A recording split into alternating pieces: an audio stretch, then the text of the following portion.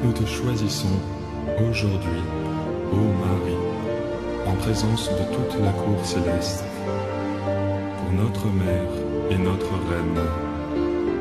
Nous te livrons et consacrons, en toute soumission et amour, nos corps et nos âmes, nos biens intérieurs et extérieurs, et la valeur même de nos bonnes actions, passées, présentes et futures, te laissant un entier et plein droit de disposer de nous et de tout ce qui nous appartient, sans exception, selon ton bon plaisir, à la plus grande gloire de Dieu, dans le temps et l'éternité. Chers frères et sœurs, c'est avec émotion que je m'adresse à vous aujourd'hui pour la première fois en tant que modérateur général. Alors si le modérateur reçoit la charge particulière de veiller sur la communauté, c'est d'abord un frère au milieu de ses frères. Sachez donc que je suis à votre service, car le responsable n'est pas d'abord celui qui sait, mais celui qui sert.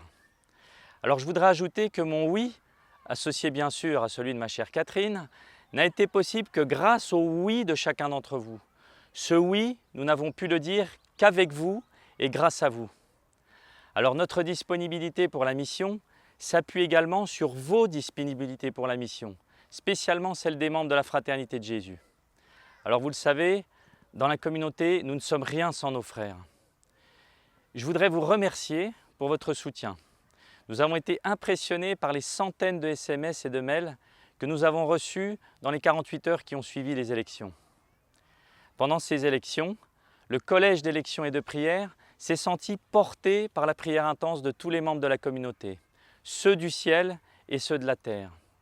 Qu'il me soit permis ici d'évoquer de façon toute particulière nos frères et sœurs de la Croix Glorieuse.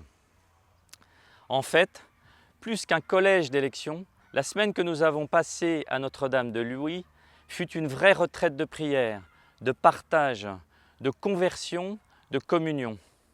Un frère me témoignait sur le retour qu'il avait vécu comme la plus belle retraite de fraternité de Jésus qu'il ait connue. Alors je voudrais également redire toute ma gratitude à Laurent, soutenu par Christelle, aux conseils successifs qui ont porté avec les délégués du modérateur pour les zones le poids de la mission pendant ces 9 années et dont nous voyons aujourd'hui de si beaux fruits. Je rends grâce à Dieu qu'il ait ainsi suscité puis conduit la communauté pendant plus de 40 ans à travers toutes les gouvernances qui se sont succédées. Avec vous, je rends grâce à Dieu pour l'accompagnement maternel de l'Église pendant tout ce temps, notamment dans les périodes difficiles de notre histoire communautaire. Alors, le 8 septembre 2017, Laurent introduisait l'année mariale en précisant que son successeur la conclurait, mettant ainsi de façon particulière, sous le manteau de Marie, la transition qui allait s'effectuer. Un point d'orgue de cette année fut la consécration au cœur de Jésus et de Marie, le 9 décembre 2017, à l'île Bouchard.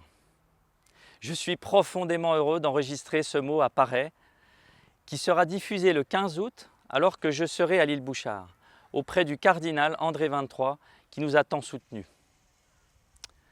Action de grâce encore pour ces 2 lieux, Paray-le-Monial et l'île Bouchard, dont la pastorale a été confiée par la Providence à notre communauté. Signe supplémentaire que le cœur uni de Jésus et Marie est la source de notre charisme. Toute l'année, vous avez pu ainsi vous nourrir des interventions des frères et sœurs de toute nationalité, en méditant la consécration à Jésus par Marie de Saint Louis-Marie Grignon de Montfort, que chacun des membres de la communauté est appelé à dire chaque jour. Avons-nous épuisé la grâce de cette consécration? Certes non.